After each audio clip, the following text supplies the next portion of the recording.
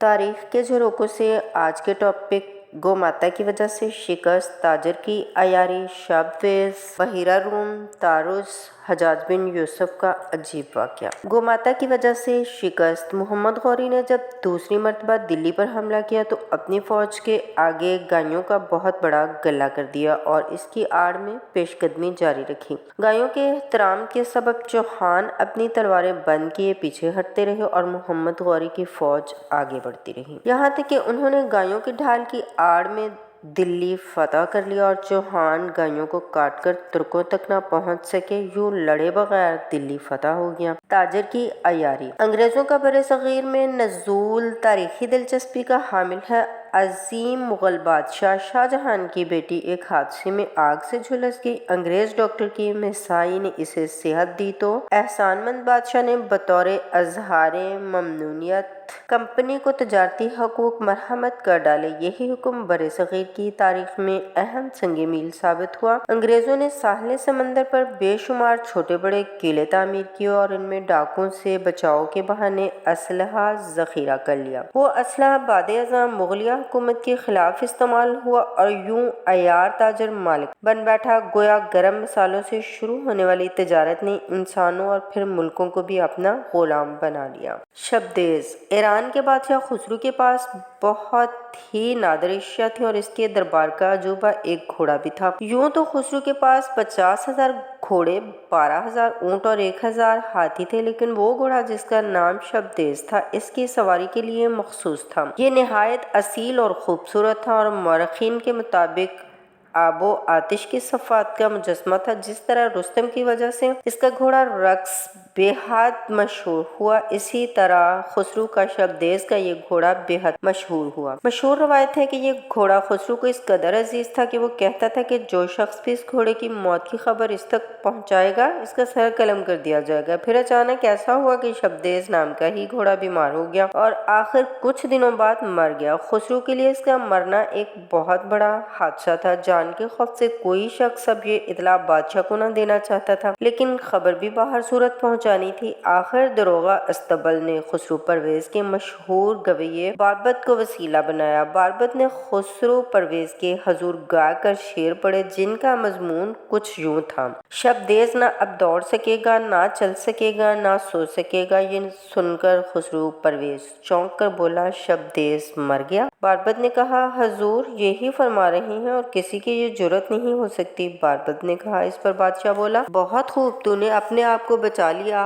और दूसरों को भी। बहिरा रूम। हजरत लूत अलैहिस्सलाम जिस कौम की तरफ माबूस हुए थे, वहाँ के अफराद शर्मनाक फेल में मुब्तला थे। वो औरतों को छोड़कर मर्दों की तरफ रग़बत करते थे। हजरत लूत अलैहिस्सलाम ने तबलीग बेअसर देखी तो रब्बुल इज़्ज़त से दुआ की। रब ताला ने इनकी सख्त नाशाइस्ता हरकत की पादाश में जो नंगे इंसानियत थी, इन पर सजील के पत्थर बरसाए। 12 फरिश्ते जो खुश शक्ल और जवान थे, उनके ज़िम्मे ये काम सौंपा गया। इस संगबारी से बस्ती के अफराद हलाक हो गए। कौम लूत की बस्ती बिल्कुल तहबाला कर दी गई और इस सरजमीन में दफातन एक बहिरा नमूदार हो गया, जो बहिरा लूत के नाम से अब तक मशहूर है। हजरत लूत अलैहिस्सलाम की तबाहशुदा बस्ती का जाए वकूत तमाम लोगों के लिए बाइसे इबरत है, लेकिन इससे काफरों ने इबरत हासिल नहीं की। वो कहते हैं कि इस मकाम पर कोयले और गंधक की कान थी, जिसके ओढ़ने से ये बहिरा नमदार हो गया था। अलगर्ज ये मकाम सिर्फ अहले ईमान के लिए इबरत गाह है,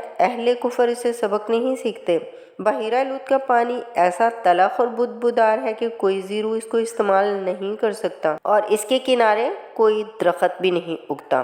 तारुज़। एक मरतबा चंद मुतशद्दद किस्म के लोगों ने रज़िया सुल्ताना की दीनदारी देखते हुए मशवरा दिया कि जमुना में हिंदुओं के त्योहारों पर जो स्नान होते हैं और जमुना के किनारे जो मंदिरों में बड़े जोर शोर से घंटे बजाए जाते हैं, इनसे मुसलमानों को तकलीफ होती है, इसलिए इन्हें हुक्मन बंद कर दिया जाए।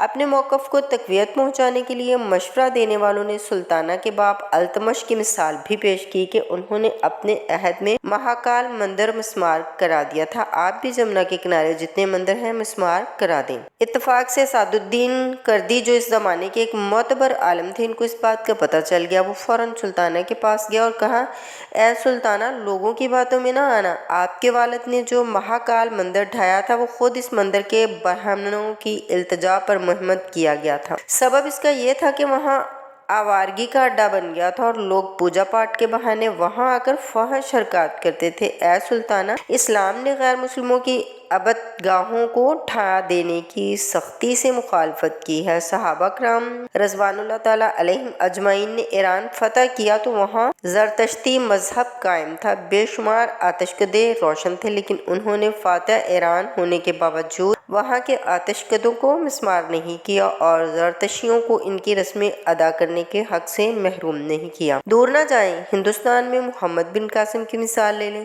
اس نے سندھ اور ملتان کو فتح کر کے وہاں کے ہندوؤں کی پوجا پاٹ پر کوئی تعرض نہیں کیا اور ایک بھی مندر مسمار نہیں ہونے دیا۔ اے سلطانہ، تم ان بزرگوں سے بڑھ کر نہیں ہو، اس لیے ایسا قدم ہرگز نہ اٹھانا جس کی اسلام نے اجازت نہیں دی۔ رضیہ سلطانہ نے سعد الدین کردی کی باتیں سن کر ندامت سے سر جھکا لیا اور اعتراف کیا کہ وہ واقعی ان لوگوں کی باتوں میں آ گئی تھی، مگر اب وہی ہوگا جس کی اسلام نے تعلیم دی ہے اور ہندوؤں سے کوئی تعرض نہیں کیا جائے گا۔ ہمارا آج کا آخری ٹاپک حجاج بن یوسف کا عجیب واقعہ۔ امام ابان بنت نعمان بن بشیر الانصاریہ نامی ایک بہت ہی حسینہ، جمیلہ، فصیح زبان اور ذہین خاتون تھی۔ اس کا پہلا نکاح روزنبا سے ہوا تھا۔ اس کے بعد جبراً حجاج نے اس سے 2 لاکھ درہم پر نکاح کیا، مگر اس کے دل میں حجاج کی نفرت برقرار رہی۔ ایک مرتبہ آئینے میں اپنے حسن و جمال اور حجاج کا موازنہ کرتے ہوئے بے ساختہ فی البدیہہ اس کی زبان پر یہ اشعار جاری ہوئے۔ ترجمہ: ہندو نہیں ہے مگر عربی گھوڑی جو اچھے گھوڑے کی نسل سے ہے، جس سے ایک خچر نے نکاح کیا۔ اب اگر باکمال کو نہ جنے تو کیا خوب ہے، اور اگر خچر کو جنے تو سمجھ لو کہ خچر سے خچر ہی پیدا ہوتا ہے۔ جس وقت یہ شعر پڑھ رہی تھی، حجاج کمرے میں داخل ہوا تو اس نے یہ اشعار سن لیا اور مارے غصے کے اسے طلاق دے دی اور عبداللہ بن طاہر کے ذریعے مہر بھجوایا۔ اس غیرت مند خاتون نے ابو طاہر کو وہ رقم بطور تحفہ دے دی اور کہا، ثقیف کے کتے سے نجات کی بشارت سنانے پر میں یہ خطیر رقم تجھے دیتی ہوں۔ عدت کے بعد عبد الملک بن مروان کو اس کے حسن و جمال کی اطلاع ہوئی تو نکاح کا پیغام دیا۔ خاتون نے ایک تحریر لکھی جس کا مضمون یہ تھا: امیر المومنین کو معلوم ہونا چاہیے کہ برتن میں کتے نے منہ ڈال دیا ہے۔ خط پڑھ کر عبد الملک خوب ہنسا اور جواب تحریر کیا: جب برتن میں کتا منہ ڈال دے تو اس کو 7 مرتبہ دھویا جاتا ہے، تم بھی برتن کو دھو لو، قابل استعمال ہو جائے گا۔ ہندا ایک شرط پر نکاح کے لیے راضی ہوئی کہ میری رخصتی کے وقت حجاج میری سواری کی نکیل تھام کر آپ کے شہر تک پہنچائے گا، اس حال میں کہ وہ ننگے پاؤں چل رہا اور اپنے آباء و اجداد کی اصلی لباس اونٹ کے چرواہوں کے لباس میں ہو۔ شرط پڑھ کر عبد الملک خوب ہنسا اور حجاج کو حکم دیا کہ وہ ہندا کو پہنچائے۔